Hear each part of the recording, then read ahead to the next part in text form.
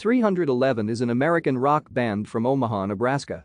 The band was formed in 1988 by vocalist and guitarist Nick Hexum, lead guitarist Jim Watson, bassist Aaron "Peanut" Wills, and drummer Chad Sexton. Watson was replaced by Tim Mahoney in 1990. In 1992, Doug S.A. Martinez joined to sing and provide turntables for 311's later albums.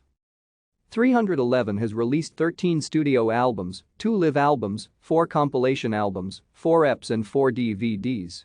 After a series of independent releases, 311 was signed to Capricorn Records in 1992 and released the albums Music and Grassroots to moderate success.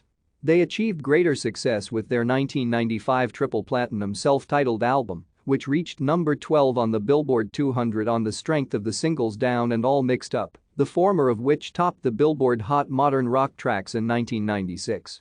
The band's next 3 albums, Transistor, Sound System and From Chaos, were also successful, with the first going platinum and the last 2 going gold.